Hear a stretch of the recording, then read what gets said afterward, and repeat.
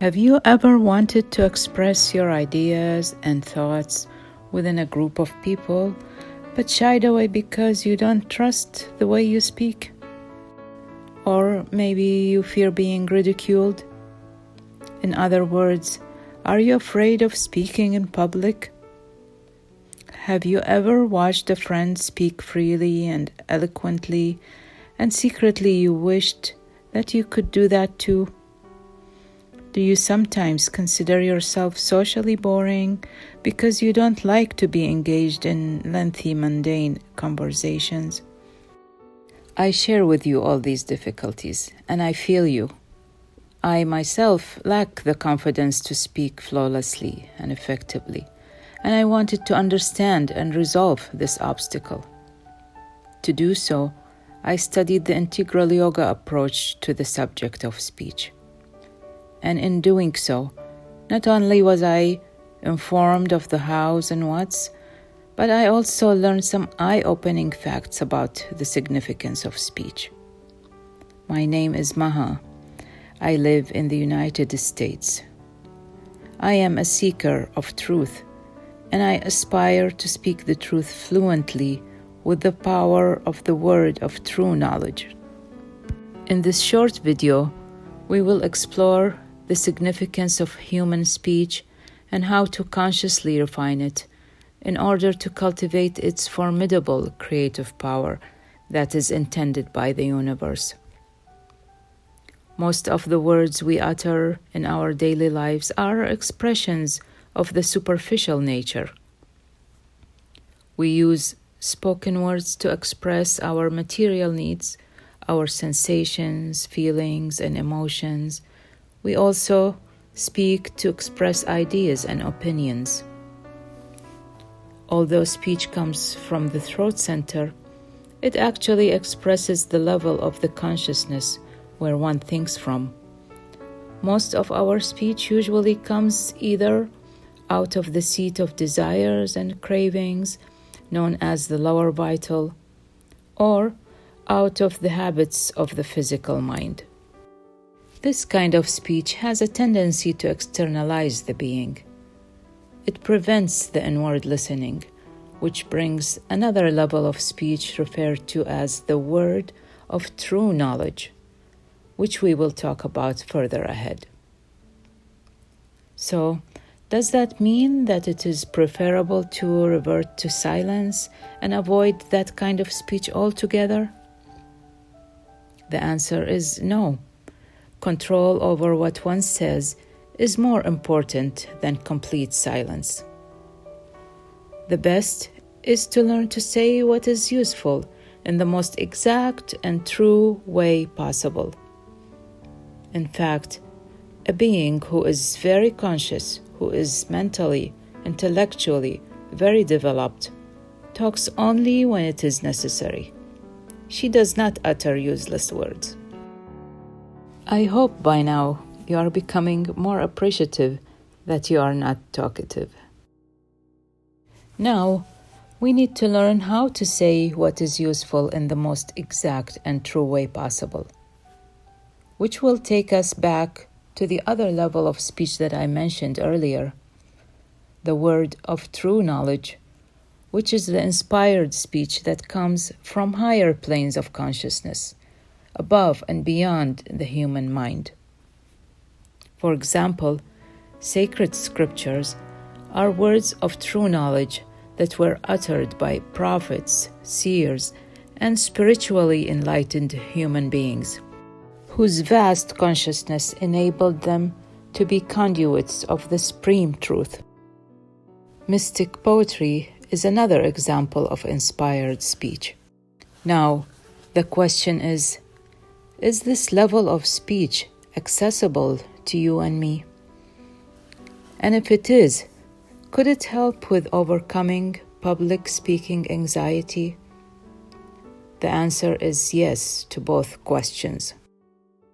Mira Al-Fassa, whom we lovingly refer to as the Mother, summarized how to master the art of speech in the following powerful passage. If you want your speech to express the truth and thus acquire the power of the word. Never think out beforehand what you want to say. Do not decide what is good or bad thing to say. Do not calculate the effect of what you are going to say.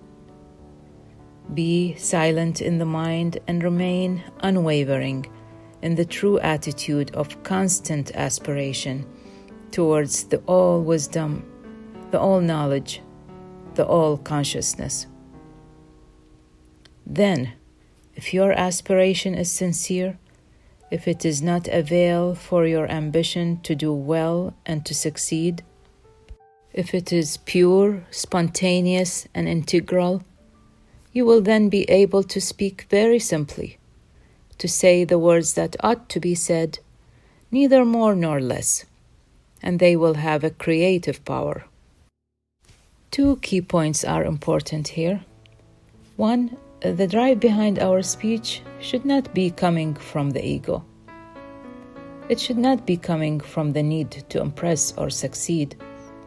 And 2, it is imperative to establish silence in the mind before we proceed to speak. Silence in the mind is an indispensable quality to be cultivated in the path of spiritual development.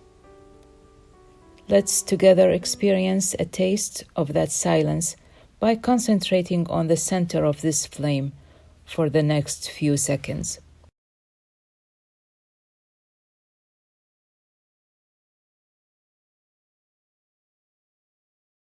This is only a glimpse of the experience of silence in the mind.